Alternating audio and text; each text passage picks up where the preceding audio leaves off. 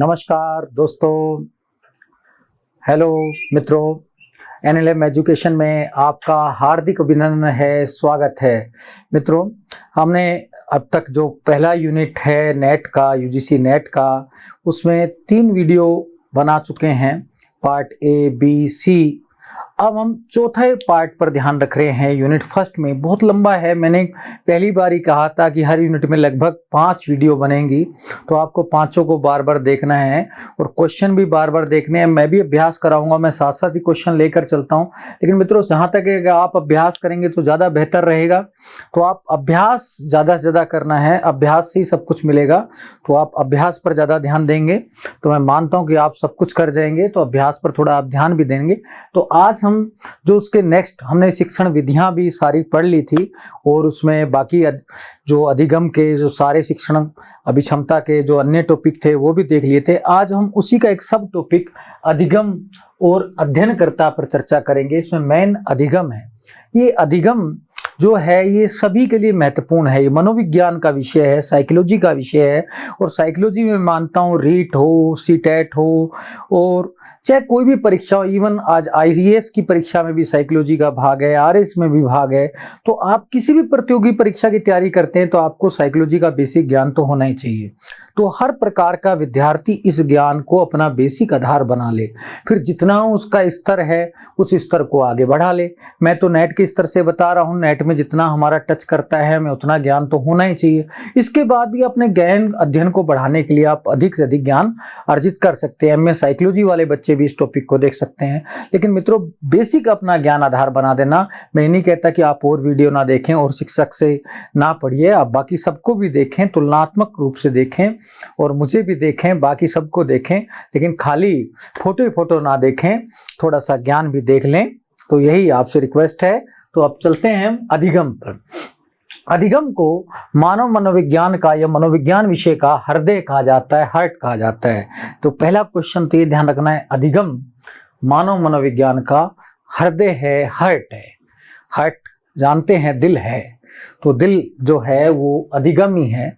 अधिगम का मतलब सीखना होता है। सीखना, जो हम जीवन में सीखते हैं वही अधिगम है। तो अधिगम की प्रक्रिया निरंतर चलती रहती है। मनुष्य बाल्यकाल से लेकर वृद्धावस्था तक, अपनी मृत्यु तक के समय तक कुछ न कुछ सीखता रहता है। वो सब अधिगम ही होता है। एक विद्यार्थी जो आप निश्चित उद्देश्य के रूप में सीखता है तो वो भी अधिगम होता है। इसका मतलब अधिगम एक सार्वभौमिक प्रक्रिया है। तो मित्रों, आपको ध्यान रखना है कि शिक्षा का प्रमुख उद्देश्य भी क्या है, अधिगम है। तो ये छोटी छोटी बातें ध्यान रखना है। पहला क्या, अधिगम क्या है, हृदय है। किसका है, मनोविज्ञान का। मनोविज्ञान का हृदय है। शिक्षा का उद्देश्य क्या होता है, अधिगम या सीखना। शिक्षा का मेन ऑब्जेक्ट, एम ही अधिगम है। ठीक है। ये कैसी प्रक्रिया है, सार्वभौमिक प्रक्रिया है, यानी कि जीवन पर्यंत चलती रहती है। अब ये छोटे छोटे क्वेश्चन हैं, आपके सामने आ जाए क्वेश्चन के रूप में, आप सरल क्वेश्चन कोई गलत कर दें। मैं कई बच्चों को देखता हूँ इन क्वेश्चनों को भी गलत कर जाते हैं। जब इन्हीं क्वेश्चनों को आप गलत करेंगे तो आप पास कैसे होंगे। तो बेसिक तो ध्यान रखना चाहिए। अधिगम यानी कि सीखना, जो हम कुछ भी जीवन में सीखते हैं वो अधिगम कहलाता है। किसका हृदय है, मनोविज्ञान का। शिक्षा का भी मेन उद्देश्य अधिगम है, सिखाना है। आज मैं आपको पढ़ा रहा हूँ, इसका भी मेन उद्देश्य आपको कुछ न कुछ सीख देना है। तो पढ़ाना है, अधिगम कराना है। ये सार्वभौमिक प्रक्रिया है, जीवन पर्यंत चलती है, ये भी आपको ध्यान में रखना है। तो आपके सामने क्वेश्चन आए, निम्न में से कौन सा सही है, गलत है।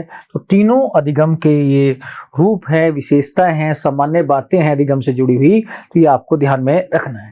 अब मित्रों, हम अधिगम की कुछ परिभाषाएं देखते हैं और ये परिभाषाएं आपको याद करनी है, समझकर याद करेंगे ज्यादा बेस्ट रहेगा। तो पहला है वुडवर्थ की परिभाषा क्या अधिगम की।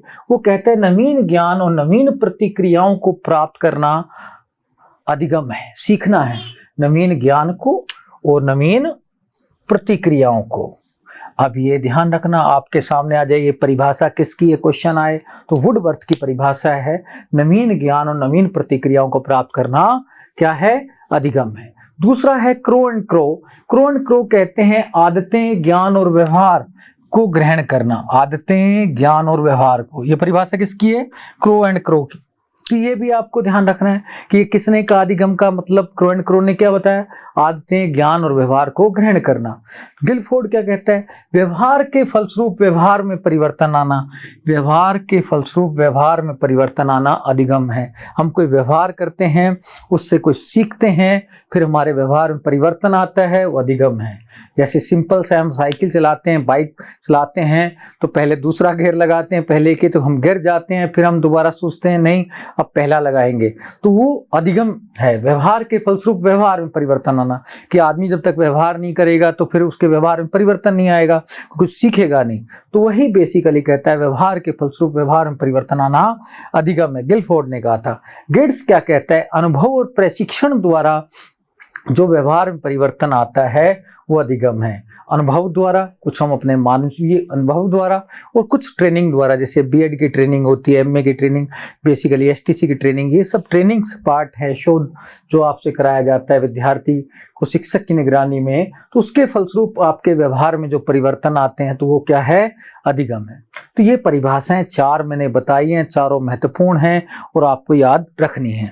अब हम उसके बाद आते हैं अधिगम प्रक्रिया का सोपान क्या है, चरण क्या है। तो अधिगम के सोपान पर भी हम चर्चा कर लेते हैं।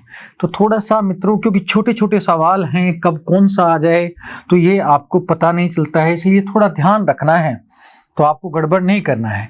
तो आप ज़्यादा ध्यान रखेंगे तो आप अच्छे से करेंगे तो आपसे अच्छा भी होगा। तो आप इनको ध्यान भी रखना है। सोपान, अधिगम के सोपान। चलिए अब सोपान देखते हैं।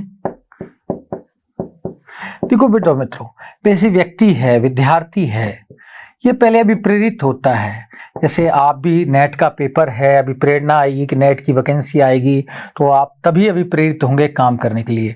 तो अभी प्रेरणा मिलेगी विद्यार्थी को, व्यक्ति को, तो कोई ना कोई कार्य करेगा। जैसे आपने यूट्यूब देखना, आप यूट्यूब बिना मतलब नहीं देखेंगे।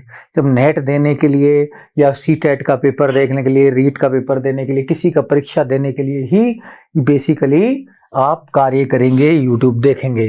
तो ये आपको कॉन्सेप्ट क्लियर हो गया। अभी प्रेरणा क्या है, आपका नेट, सीटेट, जो भी आपका लक्ष्य है वो अभी प्रेरणा है। तो बेसिकली आपने कार्य किया, यूट्यूब देखा, वीडियो देखा, ये कार्य किया, ठीक है। अब कार्य में कुछ बाधाएं आती हैं, आपके पास नेट नहीं है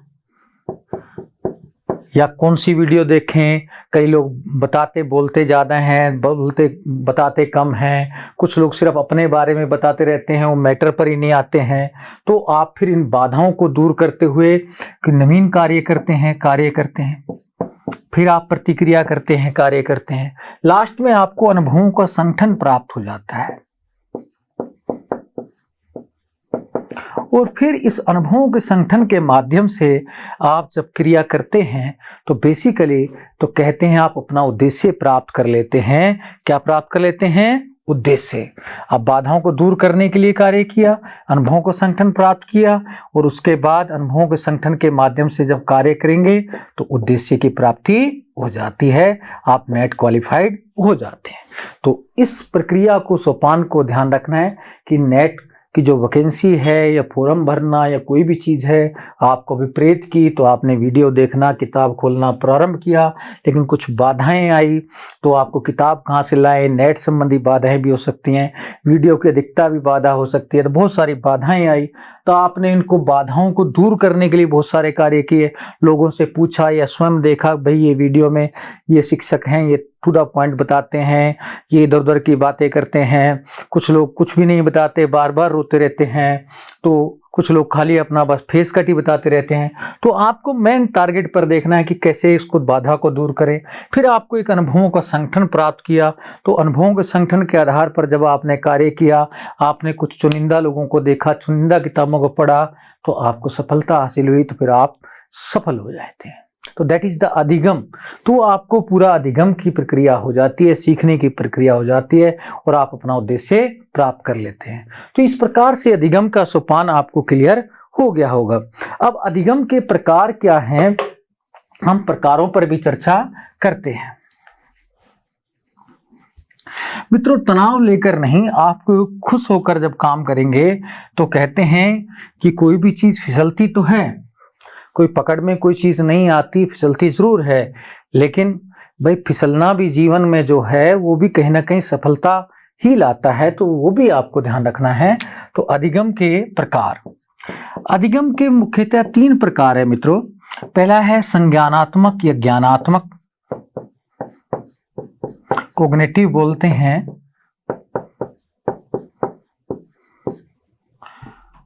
ये कोग्निटिव, इसको अंग्रेजी में बोल देते हैं, तो ये आपको ध्यान रख लेना है। दूसरा है क्रियात्मक, तीसरा है भावात्मक। तो तीसरा भावात्मक भी आपको अफेक्टिव वाला भी ध्यान रखना है। क्रियात्मक में फंक्शनल वाला हो गया, कार्य करने वाला। अब मित्रों इनके बारे में आपको क्वेश्चन भी ध्यान रखना है, अंग्रेजी भी ध्यान रखना है। फंक्शनल वाले को फंक्शनल क्रियात्मक एक ही मतलब है, भावात्मक अफेक्टिव वाला हो गया। तो 3 प्रकार बताए मैंने अधिगम के। पहला संज्ञानात्मक ज्ञानात्मक, अंग्रेजी में कोग्निटिव कहते हैं। दूसरा क्रियात्मक, जिसे अंग्रेजी में फंक्शनल कहते हैं। तीसरा भावनात्मक, जिसे अफेक्टिव कहते हैं। देखो मित्रों, जो संज्ञानात्मक है, ज्ञानात्मक है, ये ज्ञान अर्जन करने पर बल देता है। बस आपको तथ्यों की जानकारी या ज्ञान ही ज्ञान प्राप्त करना है, इसका मेन उद्देश्य। चाहे कैसे भी ज्ञान सुनकर, देखकर जो ज्ञान अर्जित करना, स्पर्श कर कर ज्ञान अर्जित करना, वो सब संज्ञानात्मक अधिगम है। जैसे एक बच्चा है, किसी को टच करके सीखता है, तो वो भी संज्ञानात्मक ज्ञान है। आप वीडियो देखकर जो बेसिकली ज्ञान ले रहे हैं, वो भी ऑडियो सुनकर जो ज्ञान प्राप्त करते हैं, वो भी संज्ञानात्मक ज्ञान है। तो ये संज्ञानात्मक ज्ञान है, ज्ञान अर्जन पर बल देता है। इससे जुड़ा हुआ एक बांडुरा का सामाजिक अधिगम का सिद्धांत है, वो बेसिकली इसी पर बल देता है। ये बार बार क्वेश्चन पूछा जाता है, बांडुरा का सामाजिक अधिगम का सिद्धांत किस पर बल देता है? ये ज्ञान पर ही बल देता है, यानी कि संज्ञानात्मक अधिगम है। तो बांडुरा वैज्ञानिक थे, बहुत बड़े मनोवैज्ञानिक थे। उन्होंने जो सामाजिक अधिगम का सिद्धांत दिया था, तो वो बेसिकली ज्ञान अर्जन पर बल दिया था। ये आपको ध्यान में रखना है। तो बेसिकली इसमें ज्ञान अर्जन पर बल दिया जाता है। ये ज्ञान अर्जन भी 3 प्रकार का होता है। संज्ञानात्मक ज्ञान को भी, अधिगम को भी हम 3 भागों में बांट सकते हैं। पहला है प्रत्यक्षात्मक अधिगम। प्रत्यक्षात्मक अधिगम, इसमें डायरेक्ट ज्ञान अर्जन, जैसे छोटा बच्चा सीखता है, टच करके सीखता है, तो प्रत्यक्षात्मक अधिगम है। छोटा बच्चा किसी चीज को टच करके ज्ञान अर्जित करता है, तो प्रत्यक्षात्मक अधिगम होता है। तो वो ध्यान रखना है। जैसे छोटा बच्चा है, वो किसी को टच करके, देखकर, सुनकर जो ज्ञान अर्जित करेगा, आप भी प्रत्यक्षात्मक ही है। तो बेसिकली वीडियो वाला, ये वीडियो वाला ज्ञान भी प्रत्यक्षात्मक में ही आएगा, बच्चे वाला ज्ञान भी। इसको इद बोलते हैं। प्याजे ने इसको इद का नाम दिया था, प्रसिद्ध मनोवैज्ञानिक ने। तो ये बार बार क्वेश्चन पूछता है, इद की थ्योरी किससे जुड़ी हुई है?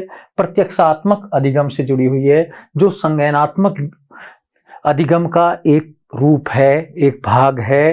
तो ये आपको ध्यान में रखना चाहिए।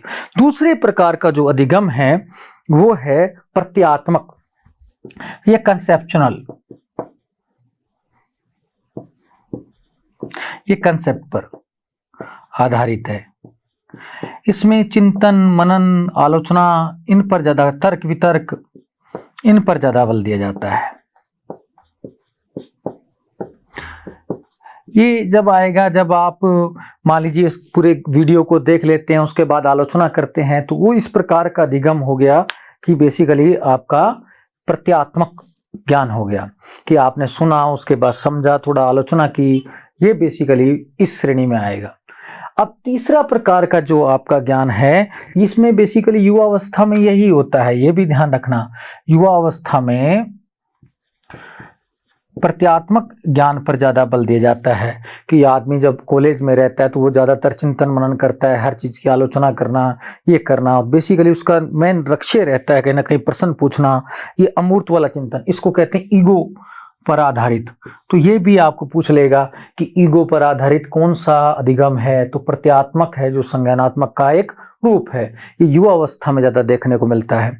तीसरा जो रूप है, वो आपको साहचर्यात्मक है। साहचर्यात्मक अधिगम है। ये भी साचार्यात्मक भी संज्ञानात्मक का ही एक प्रकार है। इसके 3 प्रकार हैं, ABC डाल देते हैं, ज़्यादा दिक्कत आपको आती है तो। संज्ञानात्मक के 3 रूप हो गए, प्रत्यक्षात्मक, प्रत्यात्मक, साचार्यात्मक।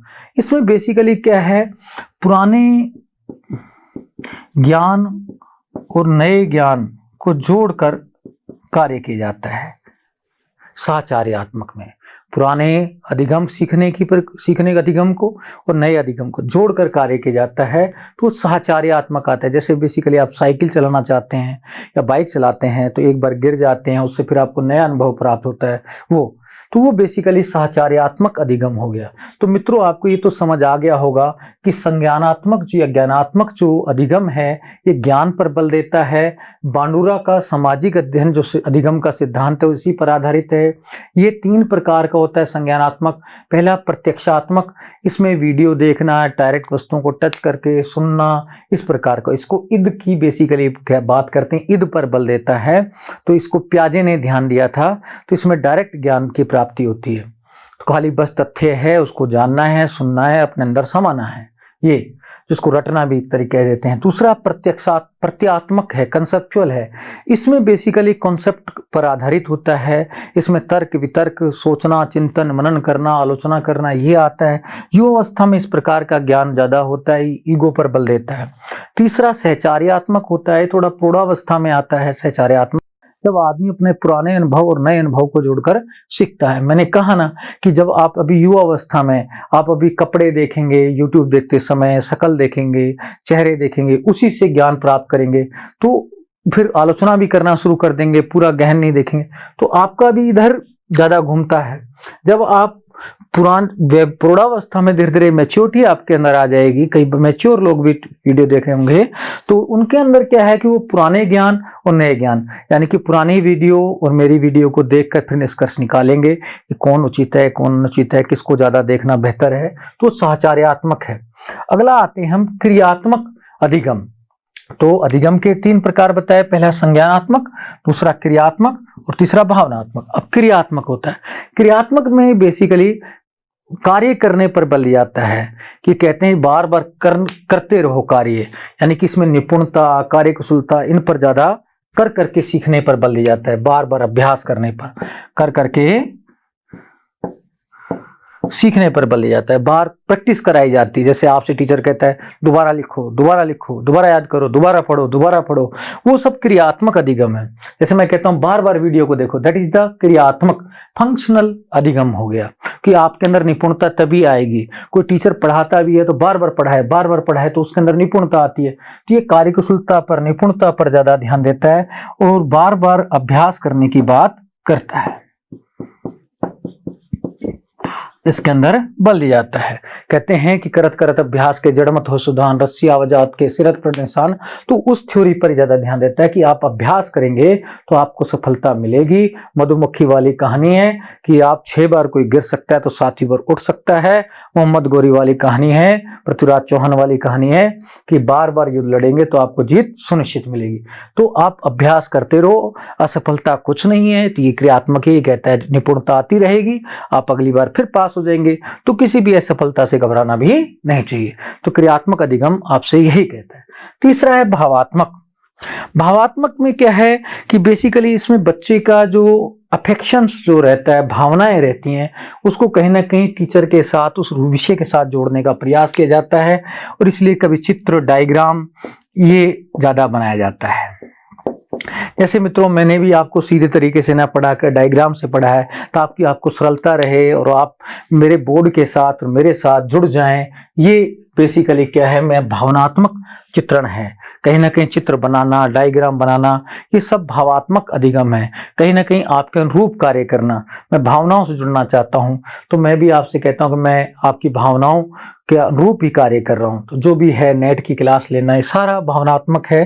तो आपको ये सारी चीजें ध्यान में रखना है। तो ये भावनात्मक अधिगम हो गया। तो बेसिकली प्रौढ़ावस्था में तो ये भावनात्मक अधिगम संकेत, चित्र आदि का प्रयोग ज्यादा करता है। तो ये अधिगम आपको कितने प्रकार का है समझ आ गया होगा। तो इसमें मित्रों डरना नहीं है, क्वेश्चन कोई पूछे जैसे एक बनेगा बांडोरिया का सामाजिक अधिगम का सिद्धांत किस प्रकार के अधिगम से जुड़ा है, संज्ञानात्मक से, ज्ञानात्मक से जुड़ा, ज्ञान अर्जित करने पर बल देता है। पूछे संज्ञानात्मक किस पर बल देता है, तो ज्ञान अर्जन पर। संज्ञानात्मक अधिगम कितने प्रकार का है, 3 प्रकार का, प्रत्यक्षात्मक, प्रत्यात्मक और सहचार्यात्मक। प्रत्यक्षात्मक संज्ञानात्मक जो अधिगम है वो डायरेक्ट सुनने पर या बेसिकली देखकर स्पर्श कर ज्ञान प्राप्त किया जाता है। बाल्यावस्था में बच्चा इसी प्रकार का ज्ञान प्राप्त करता है। तो बाल्यावस्था में किस प्रकार का ज्ञान प्राप्त करता है, प्रत्यक्षात्मक संज्ञानात्मक। तो ये आपको ध्यान रखना है। ये प्याजे से इद कहता है। फिर प्रत्यात्मक कंसेप्चुअल जो है वो चिंतन मनन तर्क पर बल देता है। ये युवावस्था में ईगो केंद्रित ज्ञान है, तो युवावस्था में इसी प्रकार का। साहचर्यात्मक, इसमें पुराने अनुभव और नए अनुभव दोनों को जोड़कर ज्ञान प्राप्त किया जाता है। तो ये जो तीसरा है ये कहीं ना कहीं मैच्योरिटी के समय ज्यादा ज्ञान महत्वपूर्ण है। क्रियात्मक तो विशेष कार्य के लिए, निपुणता के लिए कहा जाता है। जब आप विशेष कार्य करते हैं, आप शिक्षक बनते हैं, तो आपको बार बार पढ़ाने पर ही ध्यान देते हैं बीएड में, ये सब क्रियात्मक है। बार बार आपको अभ्यास कराया जाता है, प्रैक्टिकल जाओ पढ़ा कर देखो, पढ़ा कर देखो, पढ़ा कर देखो, वो सब क्रियात्मक है। किसी कार्य को बार बार करवाना, तो ये बेसिकली क्रियात्मक है। भावनात्मक, तो भावना से जोड़ना, तो बेसिकली आपने ये भावनात्मक अधिगम है। जैसे मैंने कहा, मैं डायग्राम चित्र बनाकर, वीडियो दिखाकर या संस्कृति का कोई उदाहरण देकर आपको समझाने का यत्न करता हूं, तो भावनात्मक है। मेरे उदाहरण भी आपकी भावनाओं से जुड़े हुए हैं। तो बेसिकली उद्देश्य यही रहता है कि आप सीख जाएं। तो ये 3 प्रकार का अधिगम है, ये आपको ध्यान रखना है। एग्जाम की दृष्टि से तीनों प्रकार के इंपॉर्टेंट है। क्वेश्चन कैसा भी आया आपको डील करना है। अब मित्रों हम कुछ अधिगम के सिद्धांत भी देख लेते हैं। कुछ प्रमुख सिद्धांत हैं, तो वो मैं उनकी भी चर्चा कर देता हूं। अधिगम के प्रमुख सिद्धांत, तो आप ध्यान पूर्वक उनको भी सुनना है, तो आपको टेंशन नहीं लेना है।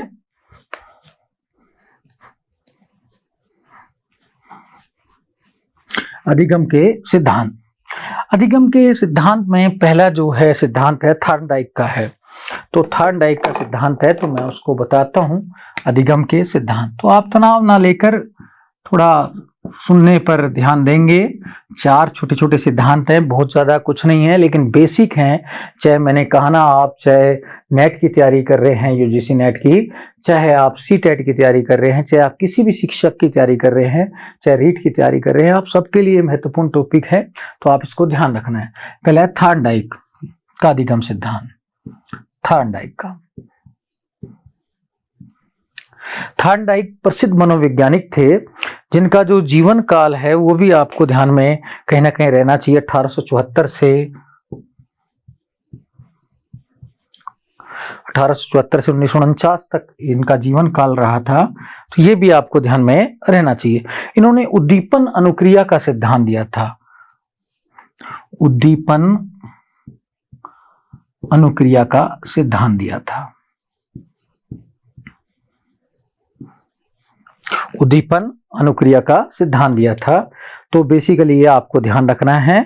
उद्दीपन का मतलब उत्तेजक से है, तो कार्य करने से है, तो अनुक्रिया का सिद्धांत दिया था। अब इसमें क्या इन्होंने क्या नाम देते हैं थॉर्नडाइक के सिद्धांत को, ये भी इसे बॉन्ड थ्योरी भी कह देते हैं, बैंड थ्योरी।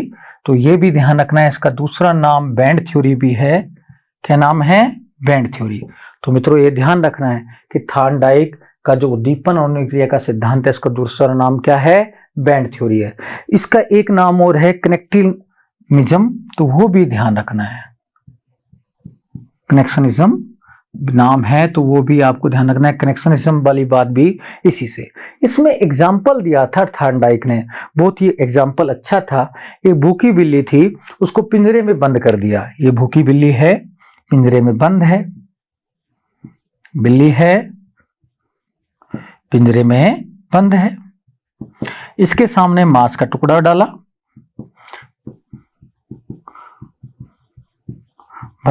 तो ये झटपटाने लगती है, इसकी तरफ भागने लगती है।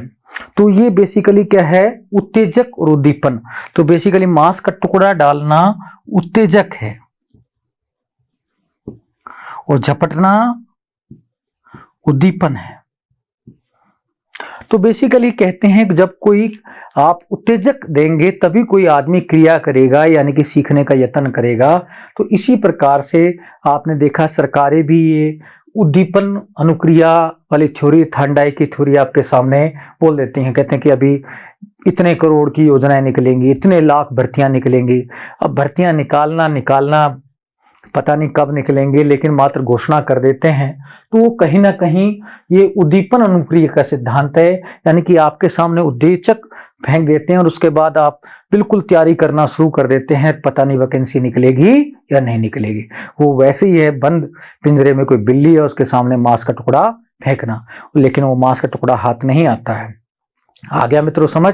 तो ये थांडाइक ने कहा था उद्दीपन अनुक्रिया का सिद्धांत। इसे कनेक्सिज्म थ्योरी या बैंड थ्योरी भी कहते हैं, यानी कि आप तो वाली उत्तेजक वाले काम कर दो, बाकी अपने आप जनता काम करना सीख जाएगी, अपने आप काम में लग जाएगी, उद्दीपन अनुक्रिया अपने आप शुरू हो जाएगी।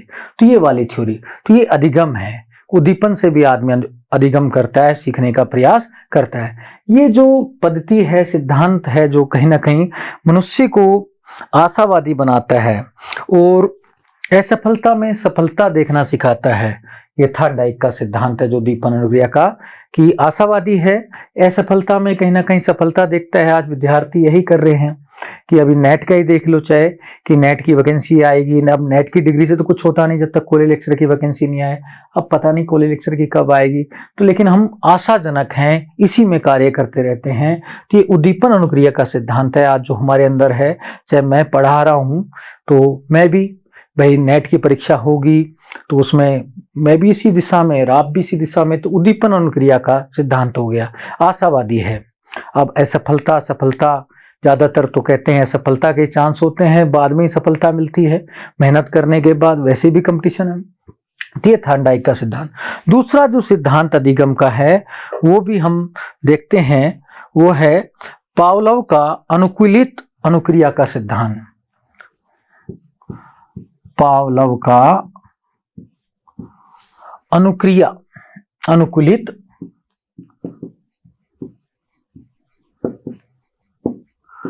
अनुक्रिया का सिद्धांत। अब मित्रों थोड़ा सा मैं गहन बता दूंगा बेसिक, लेकिन आपको ध्यान रखना चाहिए। पहला तो ये रूसी मनोवैज्ञानिक थे। कैसे मनोवैज्ञानिक थे? रूसी। तो ये तो आपको ध्यान में रखना ही है। तो इसमें क्या कहते हैं कि एक वास्तविक उत्तेजक होता है और एक अवास्तविक उत्तेजक होता है। कई बार हम वास्तविक उत्तेजक को भूल जाते हैं, अवास्तविक उत्तेजक से ही काम चल जाता है। समझ रहे? भाई भर्ती निकली नहीं, उससे पहले सफुका देना या सिंपल अखबार में आना, तो अवास्तविक उत्तेजक। हम उसी से इतना काम कर लेते, कोचिंग वाले कोचिंग खोल देते हैं कि भर्ती आ रही है, आ रही है, अब नहीं आई। तो अवास्तविक उत्तेजक ही वास्तविक उत्तेजक के रूप में काम कर रहे हैं, यानी कि अखबार में खाली आना कि भर्ती आने वाली है, इसी में हम लोग तैयारी शुरू कर दें, कोचिंग वाले अपना कोचिंग में पढ़ाना शुरू कर दें, तो वहां वास्तविक और अवास्तविक उत्तेजक दोनों एक हो जाते हैं। इन्होंने पावलोव ने उदाहरण दिया था कि जैसे कुत्ता है, घंटी बजती है, पहले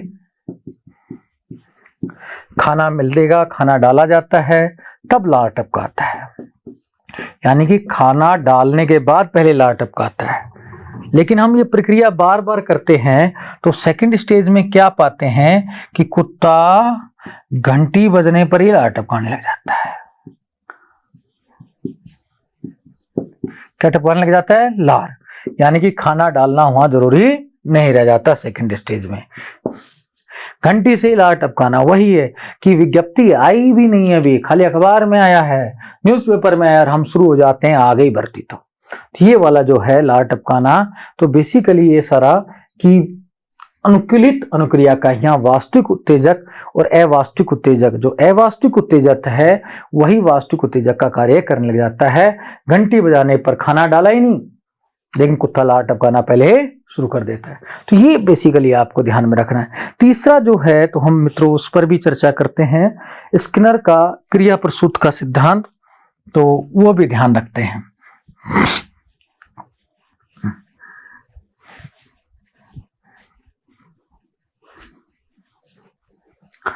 ये स्किनर है, थिंकर हैं, मनोवैज्ञानिक हैं।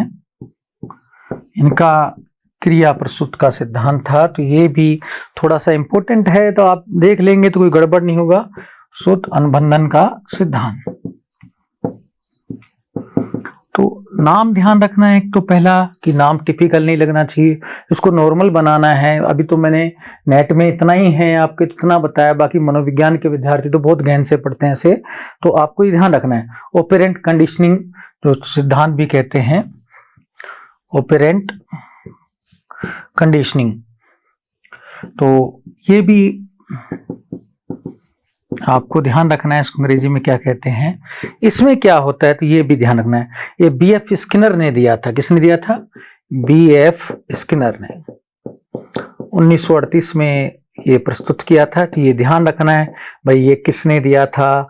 तो बीएफ स्किनर एक विद्वान थे, तो उन्होंने दिया था। तो ये आपको थोड़ा सा पता रहना चाहिए। ये बेसिकली पुरस्कार पर बल देता है। कहते हैं पुरस्कार देने से आदमी अधिक कार्य करता है और उसके फलस्वरूप कुछ ना कुछ सीखता है। जैसे पुरस्कार देंगे तो पक्का इंसान काम करेगा।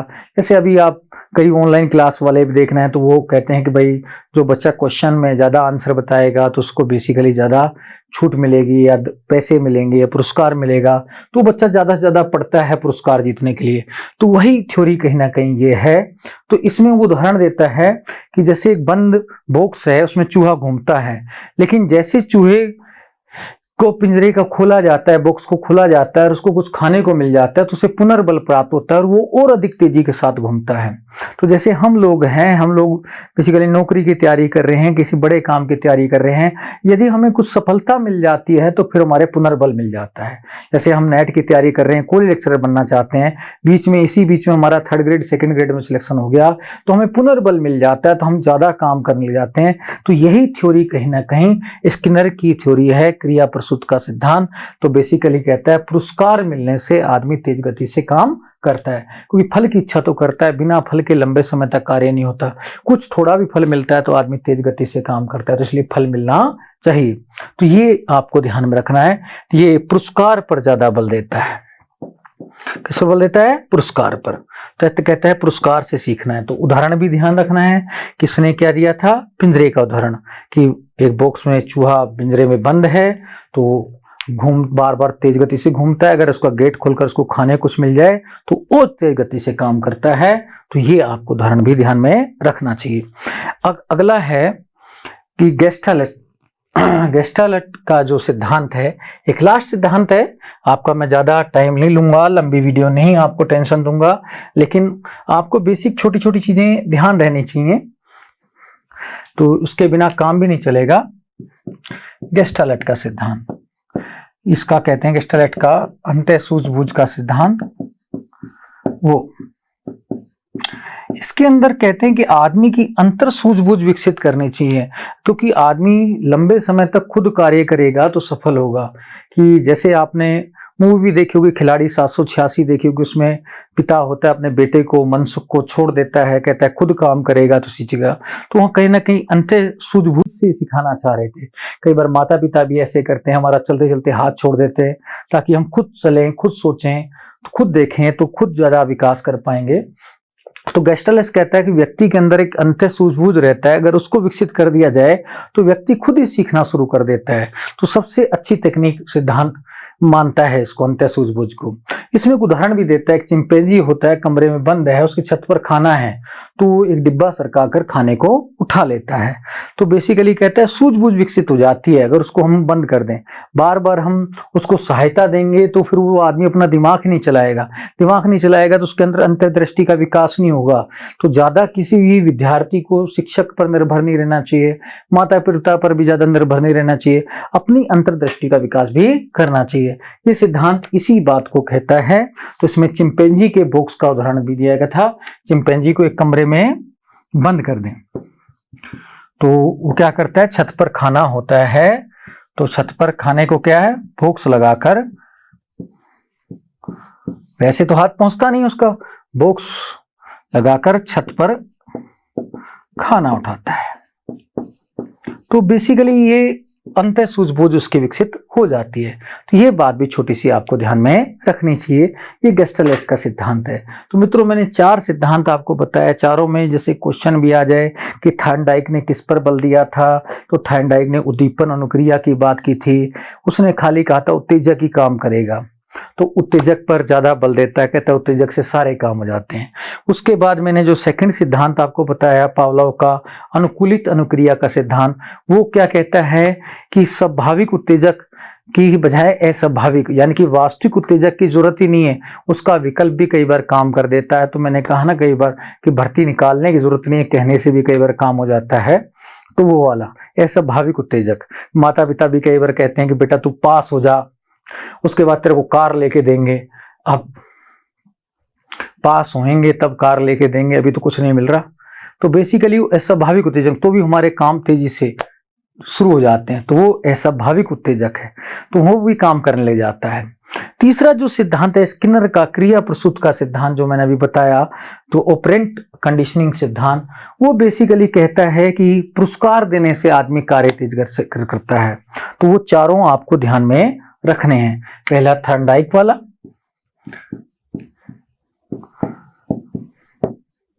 थॉर्नडाइक का मैंने बताया, तो वो भी ध्यान रखना है। दूसरा पावलोव वाला, तो वो भी ध्यान रखना है। तीसरा स्किनर वाला, और चौथा ये डी गेस्टलेट वाला। तो ये चारों में आपको सम्मिलित करने के लिए अब आ सकता है कि थॉर्नडाइक का सिद्धांत कौन सा है, इसमें कौन सा एग्जाम्पल दिया है और ये किस पर बल देता है, उद्दीपक अनुक्रिया पर बल देता है। तो पावलोव क्या कहता है, स्वाभाविक उत्तेजक ज्यादा महत्वपूर्ण है, अनुकूलन कर दो बस। तो ये अनुकूलन की बात करता है, कहता है कि आदमी नहीं से भी काम चला लेता है, अस्वाभाविक उत्तेजक भी काम कर जाता है। स्किनर जो है वो पुरस्कार पर बल देता है और गेस्टलेट सूझबूझ पर बल देता है। तो ये चारों सिद्धांत भी आपको क्लियर होने चाहिए। मित्रों जब ये क्लियर रहेंगे तो आप आसानी से क्वेश्चन कर पाएंगे। तो आप अभ्यास भी करना, कुछ मैं भी कराऊंगा, तो लेकिन आप अपनी अंतर्दृष्टि विकसित कर लेंगे तो मुझे ज्यादा दिक्कत आपको नहीं आएगी, आप सारे क्वेश्चन आसानी से डील कर जाएंगे। इसके बाद तो मैं थोड़ा आपको अध्ययनकर्ता के बारे में भी बता देता हूं, लेकिन इसमें से ज्यादा क्वेश्चन नहीं आता है क्योंकि आप स्वयं ही लर्नर हैं, विद्यार्थी हैं। तो ये अधिगम को कैसे विद्यार्थी प्रभावित करता है वो सब आप जानते हैं कि लर्नर अधिगम करता, अध्ययन करता, अधिगम करता कैसे प्रभावित करता है लर्नर। देखो मैंने ये बात तो आपको बता दी थी कि बाल्यावस्था में किस प्रकार का ज्ञान रहता है, प्रत्यक्षात्मक, संज्ञानात्मक ज्यादा रहता है। उसके बाद युवावस्था में आकर बच्चे को कौन सा ज्ञान देना चाहिए, प्रत्यात्मक वाला ज्ञान ज्यादा आता है। और प्रौढ़ावस्था में भावात्मक ज्यादा प्रेरित करता है या चार्यात्मक ज्यादा प्रभावित करता है। ये तो मैंने पहले ही बता दिया था आपको, ये आपको ध्यान रखना है। फिर मैंने बताया था क्रियात्मक और भावात्मक भी बेसिकली युवावस्था और प्रौढ़ावस्था में ज्यादा काम करते हैं, और प्रौढ़ावस्था में भी ज्यादा काम करते हैं दोनों, युवावस्था प्रौढ़ावस्था में ये ज्यादा काम करते हैं, क्रियात्मक भावात्मक अधिगम। तो ये ध्यान रखना है। प्रत्यक्षात्मक बाल्यावस्था में ध्यान रखना है। लेकिन हर बच्चे का, विद्यार्थी का स्टैंडर्ड जो अलग अलग रहता है, उसकी सामाजिक पृष्ठभूमि अलग रहती है। आयु में तो अंतर मैंने बता दिया कि किस अवस्था में किस प्रकार का। अब सामाजिक पृष्ठभूमि भी ध्यान रखनी चाहिए, उसको ध्यान में रखते हुए ज्ञान देना चाहिए। बच्चे का शारीरिक विकास भी देखना चाहिए, उसी को ध्यान में रखकर ज्ञान देना चाहिए। भाई आप 5 घंटे पढ़ाने लगे, उसका दिमाग ही काम नहीं करता, वो बैठने में सक्षम नहीं है, तो आप उसको 5 घंटे ना पढ़ाइए, 1 घंटा पढ़ाइए। तो ये सारी परिस्थितियां कहीं ना कहीं प्रभावित करती, फिर उसकी पारिवारिक पृष्ठभूमि प्रभावित करती है। घर में भी इतनी समस्याएं, तो वो भी ध्यान रखनी। वो बेचारा घर में जाके पढ़ ही नहीं सकता, घर में काम बहुत सारे, जैसे महिलाएं हैं तो घर में इतने काम रहते हैं, वो बेचारी छोटा मोटा ही देख सकती है, इतना टाइम नहीं रहता कि वो 8 घंटे कोचिंग में बैठे रहे फिर घर जाके 8 घंटे पढ़ ले। तो ये सारी परिस्थितियां भी हमें ध्यान रखनी चाहिए, उसी हिसाब से हमें सने सने ज्ञान देना चाहिए। तो मैंने भी आपकी सबकी पृष्ठभूमि के आधार पर ही ज्ञान दिया है, तो 8 घंटे की वीडियो नहीं बनाई है। तो ये अध्ययनकर्ता से बातें ध्यान रखना, उनमें व्यक्तिगत भिन्नताएं भी रहती हैं, तो ये सारी भिन्नताएं। अब ये व्यक्तिगत भिन्नताएं आप जानेंगे कैसे, बुद्धि परीक्षण से, उपलब्धि से, इन सारे मेथड से आप जान सकते हैं।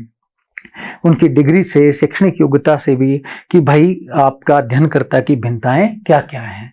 बुद्धि परीक्षण बार बार टेस्ट लेकर भी जान सकते हैं। आप उनका उपलब्धि रिकॉर्ड भी देख सकते हैं, कितनी परसेंटेज लेके आए हैं वो भी, तो उसके आधार पर भी आप उनकी IQ चेक कर सकते हैं।